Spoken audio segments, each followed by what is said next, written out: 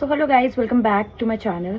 जैसे कि मेरे चैनल पे एक 75 डेज स्ट्रैटेजी प्लान हमने डिस्कस कर लिया, देन 60 डेज प्लान डिस्कस कर लिया फॉर इंग्लिश एंड क्वांट्स।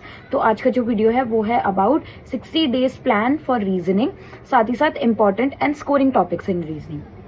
तो आई होप आप लोगों ने अभी तक स्टार्ट कर दिया होगा पढ़ना एंड काफी लोगों ने सिलेबस कंप्लीट कर दिया होगा रीजनिंग का। रीजनिंग को अराउंड आप लोग 2 घंटे अभी दिन में दे रहे होंगे अलॉन्ग साइड अदर सब्जेक्ट्स, क्योंकि आपको मैथ्स एंड इंग्लिश भी करना है। तो आप एटलीस्ट 2 घंटे रीजनिंग को जरूर दे रहे होंगे।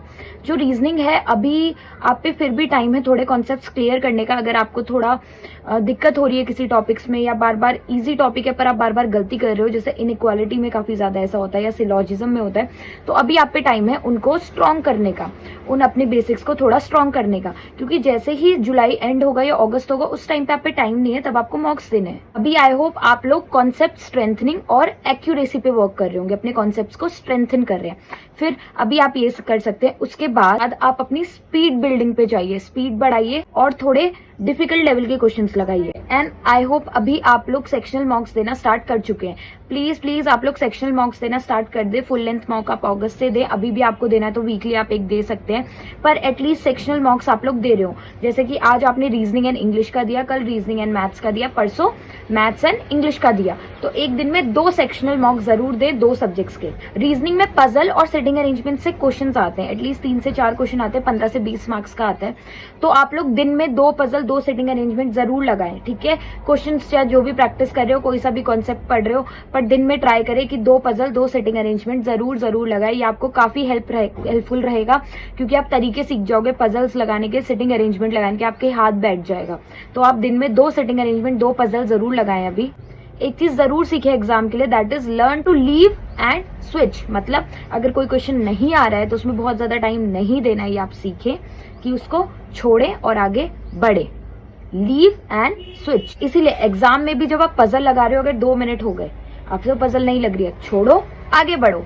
पजल बहुत ज्यादा टाइम खा जाती है अगर नहीं लगती है, और कभी कभी आप इतना टाइम लगा देते हो फिर भी पजल नहीं लगती है। तो इसलिए क्या करना है, लीव एंड स्विच। हमेशा अपने टारगेट्स लेकर चले।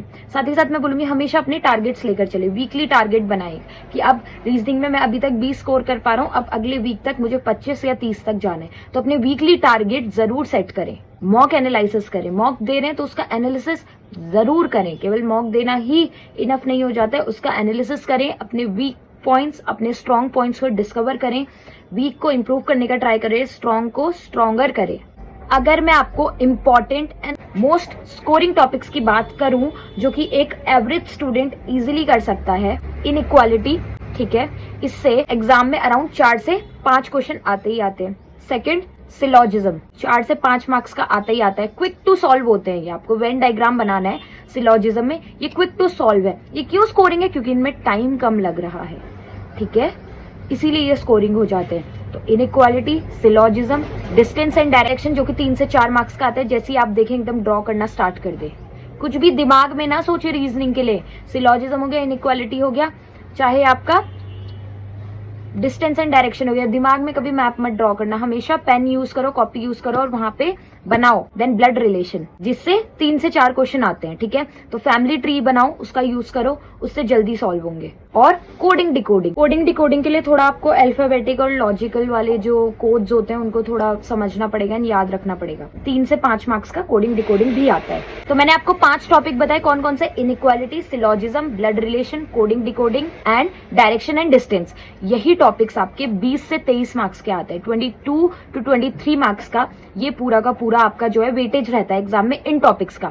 ये इजी टॉपिक्स हैं, क्यों है, क्योंकि ये टाइम कंज्यूमिंग कम होते हैं, तो ये स्कोरिंग ज्यादा होते हैं। ऐसे ही हाई वेटेज टॉपिक मैं आपको बता देती हूँ बट टाइम कंज्यूमिंग, वो कौन कौन से हो गए, पजल एंड सेटिंग अरेंजमेंट। इनका वेटेज काफी ज्यादा होता है पर ये टाइम कंज्यूमिंग है। हमेशा वही पजल छेड़ो जिसमें आप बहुत कॉन्फिडेंट हो। 3 से 4 पजल आपको दिखेंगे, पजल प्लस सिटिंग अरेंजमेंट्स। उनमें से आप देखो, पहले आप तय करो कि आपको पजल्स इजी लगती है, सिटिंग अरेंजमेंट्स इजी लगते हैं। मुझे पर्सनली पजल्स इजी लगती थी, तो मैंने वहां पे जाकर पजल करी थी पहले, ठीक है। मेरे जो रीजनिंग में मार्क्स आए थे वो आए थे 24.5 5। तो मैं आपको ये बता रही हूँ, जो स्कोरिंग टॉपिक्स मैंने आपको बताया अगर आप वो लगा लो, साथ ही साथ एक पजल भी सॉल्व कर दो, तो प्यार से आपकी रीजनिंग में 20 to 25 मार्क्स आ जाएंगे।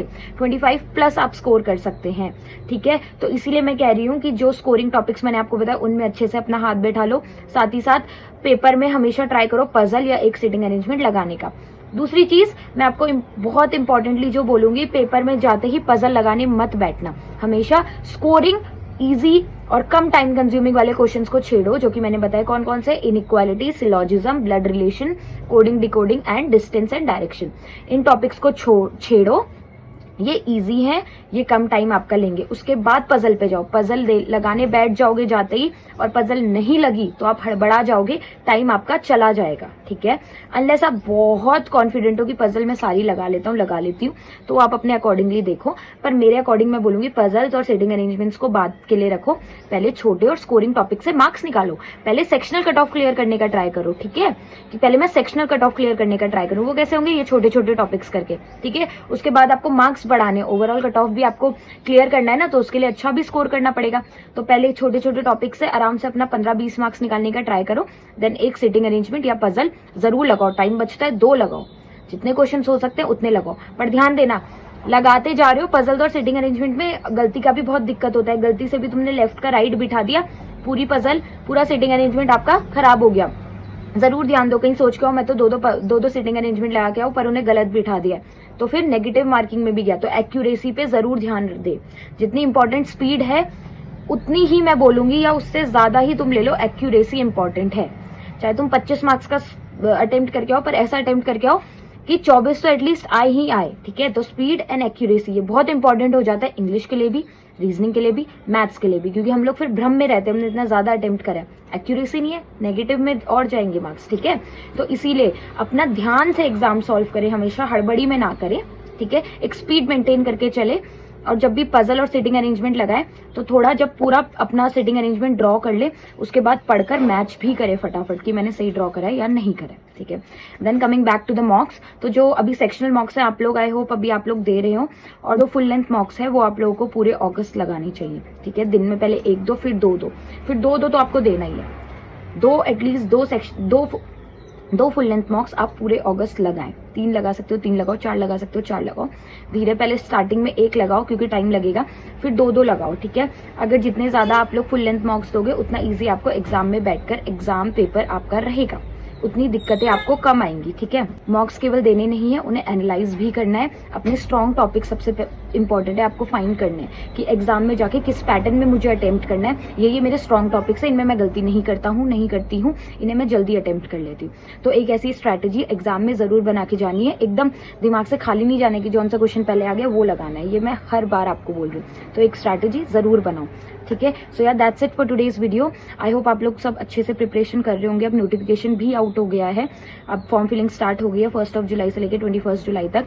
तो अपने फॉर्म फिल कर लो और एकदम बस लग जाओ, अच्छे से मेहनत कर दो, एक बारी का जोर लगा दो, फिर एग्जाम क्लियर हो जाएगा, तो फिर मजे ही मजे, ठीक है।